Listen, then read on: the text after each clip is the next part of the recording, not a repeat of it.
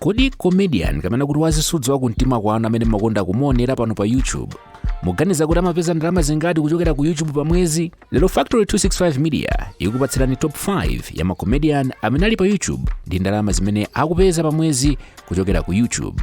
Ngati ndinu alendo, pangani subscribe kuti tizendera limodzi, komanso osawala kupanga like video imeneyi ndi kupanga share kwa anzanu kuti nkhani imeneyi isawaphonye. Tisanapite patali tifotokoze kuti ndalama zimene tikukamba pano ndi ndalama zimene akatswiri amapeza kuchokera ku YouTube. Tikunena izi pozindikira kuti pali njira zina zambiri zimene anthu amaluso osiyanasiyana kuphatikizapo azisudzo amapezeranso ndalama kuti athandizire moyo wawo. Tisanayambe top 5 imeneyi, pokupatsana chithunzithunzi tingopereka chitsanzo cha amodzi mochita zisudzo ochokera kunja kwa dziko lino kuti tione kuti iwowa akupeza ndalama zingati kuchokera ku YouTube pa mwezi. Chitsanzo chathu titenga kuchokera ku Nigeria, ndipo amenewa ndi Yawa Skits. Yawa Skits inapanga join YouTube pa 2 April chaka cha 2014, ndipo pofika lero ili ndi ma subscribers osachepera 1 million. Ndipo akuluakulu amenewa Yawa Skits ndalama imene akupeza pa mwezi yochepetsetsa imene akupeza ndi $2,500 imene tikayisintha m'makwacha akuno ku Malawi ikukwana 4.3 million kwacha. Ndipo ndalama yochulukitsitsa imene akupeza Yawa Skits pa mwezi ndi $40,200 imene tikayisintha m'makwacha ikukwana 69.5 million kwacha. Tichoke ku Nigeria tibwere tsopano kuno kwathu ku Malawi, ndipo tiyambe ndi pa number 5. Pa number 5 pali katswiri yekhayo amene sali monetized pa mndandanda wathu onse umene tabwera nawo lero, koma chifukwa chimene tamuyikira pamenepa ndi chifukwa chakuti iyeyu ndi katswiri yekhayo amene ngati Malawi timanyadira kuti ndi amene akutiyimirira ngakhale m'mayiko ena kuphatikiza m'mayiko aku Ulaya. Ameneyu ndi Daliso Chaponda. Daliso Chaponda anapanga join YouTube pa 10 September chaka cha 2006, ndipo yeye kufika pano ali ndi ma subscribers okwana 50.9 thousand. Ngakhale monetization status yake ili yozima, komabe tinafuna kuona kuti kodi iyeyu akanakhala kuti ali nawo pa mndandanda wa anthu amene amalandira ndalama kuchokera ku YouTube channel yake bwezi kupanga ndalama zingati. Kumene ife tadzidzimuka chifukwa iyeyu ndalama yochepetsetsa imene akadati azipeza pa mwezi ndi $2 za ku America, zimene tikazisintha m'makwacha zikukwana 3,400 kwacha. Ndipo yochulukitsitsa imene akadati apeze akadakhala kuti wapanga monetize channel yake ndi $28 za ku America, zimene tikazisintha m'makwacha zikukwana 48.4 thousand kwacha. Pa number 5 Daliso Chaponda. Pano tsopano titsetsereke kufika pa number 4.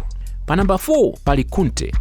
Iyeyu anapanga join YouTube pa 21 April chaka cha 2013, ndipo pofika pano ali ndi ma subscribers okwana 14,500. ndipo iyeyu adapanga monetize channel yake, ndipo ndalama imene akupeza pa mwezi yochepetsetsa ndi $6 za ku America, zimene tikazisintha m'makwacha zikukwana 10,300 kwacha. Komanso ndalama yochulukitsitsa imene iyeyu angathe kupeza pa mwezi ndi $96 za ku America, zimene tikazisintha m'makwacha ndi 166,125 kwacha. Ndiye pa number 4 pali Kunte. Kuyandikana ndine iwe. Wafika poyandikana ndine iwe. Unyamula anthu awiri chonje bwana.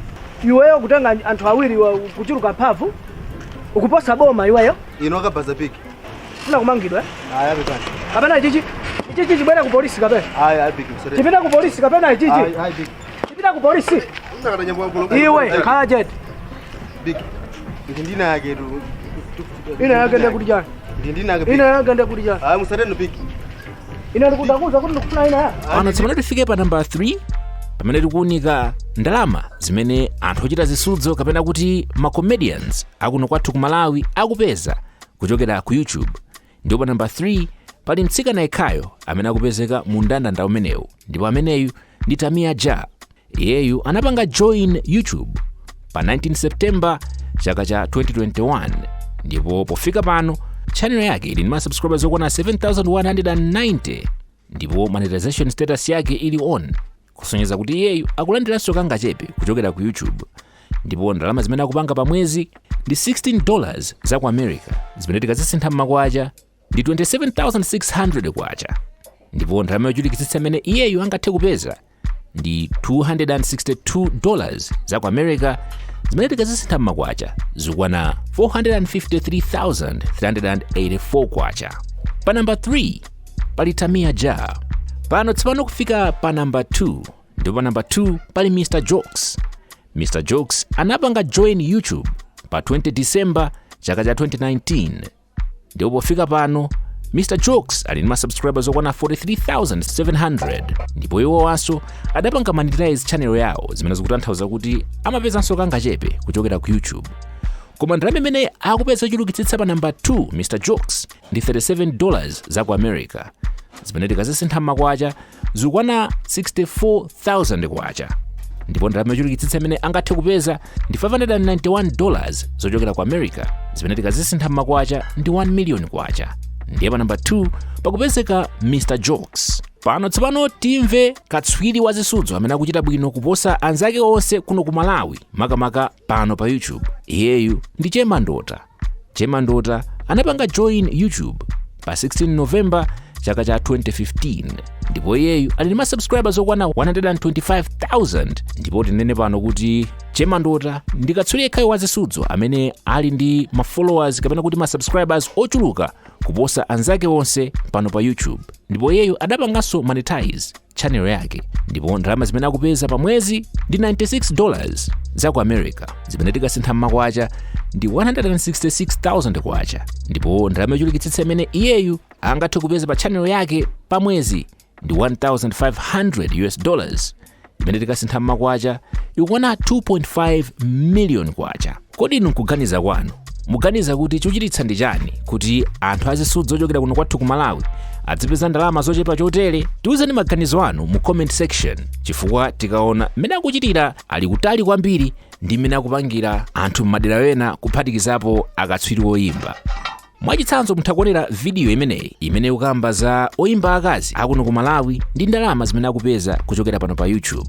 Kufika apa ndiloleni akandipatse moni madera ena. Ndapita.